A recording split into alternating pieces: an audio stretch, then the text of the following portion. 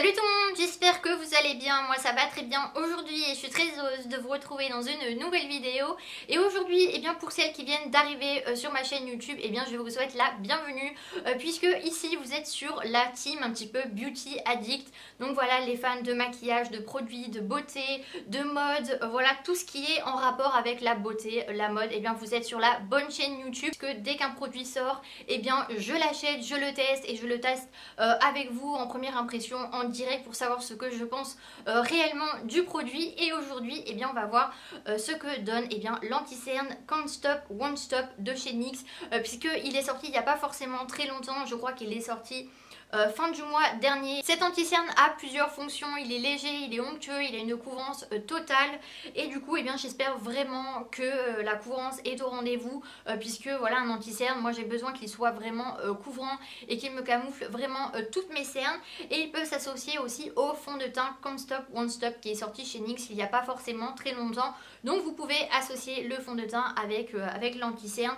Et du coup cet anti-cerne coûte 8,50 €, donc du coup j'ai un petit peu comparé à certains anti-cernes. Et le dernier anti-cerne que je me suis pris, c'est le Fenty Beauty by Rihanna. Donc je vous ai fait vraiment une revue complète en vous expliquant vraiment bien ce qu'est le dernier anti-cerne de chez Fenty Beauty. Donc je vous mettrai ici voilà en petit i pour celles qui ont complètement loupé la vidéo. Mais pour moi j'ai fait vraiment un calcul pour savoir si c'était assez raisonnable niveau rapport qualité-prix. Donc le Fenty Beauty coûte 25 € et il y a 8 ml dans l'anti-cerne. Et le NYX a 3,5 ml. Donc du coup il coûte 8,50 € et si je divise par deux le prix du Fenty Beauty, donc à 8 ml, on se retrouve à 4 ml, donc presque pareil que le NYX. Et il coûterait aux alentours de 12,50 €. Donc je trouve que rapport qualité-prix, le NYX vaut quand même vraiment le coup. On est quand même à environ 4 € en moins au niveau de la contenance. Donc je trouve que pour le rapport qualité-prix, NYX se place vraiment bien. Et au niveau de l'applicateur, pour moi ça reste vraiment un applicateur assez simple. Voilà, assez doux pour appliquer le produit. Donc pour moi ça reste quand même un anti-cerne quand même de bonne qualité avec un embout assez... voilà, assez fin quand même pour bien placer l'anti-cerne. Donc je vais vous faire un petit swatch pour que vous puissiez voir la matière et voir aussi la couleur de l'anti-cerne. Donc au niveau de la couleur, moi je la trouve super jolie. Je pense qu'il est vraiment très couvrant, mais il commence un petit peu à sécher, je trouve. Je pense qu'il va falloir voilà, estomper la matière assez vite quand je vais l'appliquer. Et c'est un anti-cerne complètement mat. Donc après, à voir selon les peaux sèches, les peaux grasses. Moi j'ai une peau sèche de base, donc je vais voir un petit peu ce que ça donne s'il ne file pas dans les plis. J'espère qu'il ne va pas filer dans les plis. Et voilà, donc dites-moi en commentaire si de votre côté vous l'avez testé, si vous avez une peau sèche, une peau grasse. Comme ça pourra vraiment aider tout le monde et ça permet aussi d'un petit peu communiquer et donner un petit peu son point de vue. Donc je vais prendre ma petite, voilà, mon petit bronzer pour le tester. Donc moi je l'applique un petit peu comme ça. Donc l'embout il est doux, ça va, on arrive bien à appliquer la matière. Et au niveau de la couleur, ça a l'air d'aller. J'ai l'impression qu'il a un petit peu de jaune dans l'anti-cerne. Ça pourra permettre un petit peu d'illuminer au niveau du regard. Donc moi j'ai l'habitude un petit peu de l'appliquer au niveau du front. Je fais une petite ligne au niveau du nez et un petit peu au niveau du menton. Je prends mon petit blender comme je fais d'habitude. Je fais exactement comme d'habitude pour vraiment avoir un avis objectif.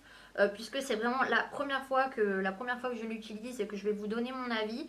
Donc pour moi, pour l'instant, il s'estompe vraiment bien. Un petit peu au niveau du front et au niveau des cernes. Donc pour moi, la couleur, pour l'instant, je la trouve jolie. Il est très couvrant. Là, pour le coup, la couvrance, elle est vraiment totale. Et ça me camoufle vraiment toutes mes petites imperfections, mes cernes. Et j'ai l'impression qu'il n'a pas l'air si desséchant que ça, puisque c'est un anti-cerne mat quand même. Donc j'avais peur qu'il dessèche un petit peu mon contour des yeux. Je ne sais pas si vous voyez bien à la caméra, mais pour moi franchement la couvrance elle est très bien. Franchement pour un anti-cerne à 8,50 €, Je trouve qu'il est vraiment bien. Je le trouve vraiment super cet anti-cerne pour le prix qu'il coûte. Il vaut vraiment un anti-cerne vraiment de qualité, une qualité professionnelle. Mais j'ai l'impression qu'il sèche quand même assez vite. Donc je pense qu'il faut quand même se dépêcher pour l'appliquer et venir vraiment estomper la matière. Et ensuite, eh bien, je vais venir poudrer mon anti-cerne pour voir un petit peu comment il réagit avec de la poudre quand je fixe mon maquillage. Donc malheureusement, eh bien, je n'ai pas la poudre Can't Stop, Won't Stop que NYX a sorti avec l'anti-cerne. Donc ils ont sorti vraiment les poudres qui sont voilà, exprès pour matifier le dessous des yeux avec de la poudre libre. Donc peut-être que plus tard je l'achèterai, mais pour l'instant j'ai vraiment acheté l'anti-cerne. Et aujourd'hui, eh bien, je vais venir fixer le maquillage avec la Fit Me de chez Maybelline. Donc c'est la matte plus poreless en teinte 104. Donc pour celles qui ont la même teinte de peau que moi. Et j'ai vu que sur YouTube vous étiez vraiment nombreuses à être aussi blanches de peau que moi. Et vous me demandez vraiment souvent quelle teinte je prends, quelle teinte j'ai pris en poudre, quelle teinte j'ai pris en anti-cerne. Donc ça me fait vraiment plaisir que vous me demandiez bien toutes ces petites informations là. J'essaye vraiment de vous répondre le plus vite possible si vous voulez vraiment vous acheter quelque chose. Donc je vais venir prendre bien cette petite poudre de chez Fit Me Maybelline avec le pinceau donc de chez Zoeva, c'est le 101 Luxe Face Definer. Voilà, que j'ai déjà utilisé pas mal de fois dans mes vidéos pour venir bien fixer l'anti-cerne. Donc je vais essayer de prendre le petit miroir pour venir voir un petit peu ce que ça donne quand j'applique la poudre. Donc vous pouvez prendre une poudre libre, une poudre compacte, voilà, une poudre translucide pour venir matifier votre anti-cerne. Mais il faut voilà, venir matifier votre anti-cerne, ça va permettre qu'il tienne beaucoup plus longtemps dans la journée et ça va venir fixer votre anti-cerne. Donc pour l'instant, eh bien, la poudre n'a pas forcément desséché plus que ça bien, l'anti-cerne.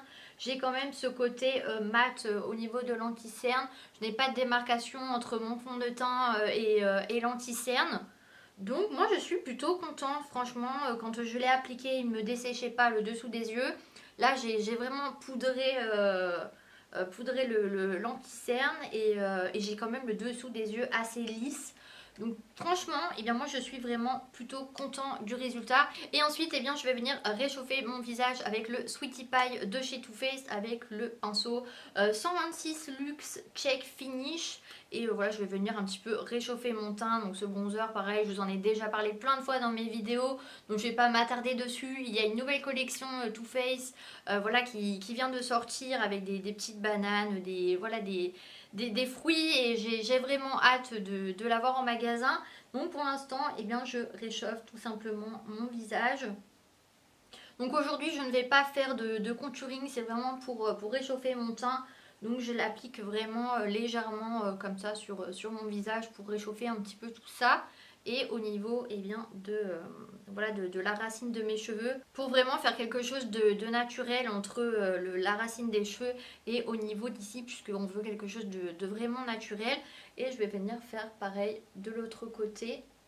Donc avec ce pinceau, ce qui est bien, c'est qu'il est assez fin, mais en même temps fluffy. Donc vous pouvez soit vraiment faire le contouring, ou soit vous pouvez réchauffer votre teint. En fait, c'est vous qui voyez ce que vous voulez faire un petit peu avec un petit peu ce pinceau.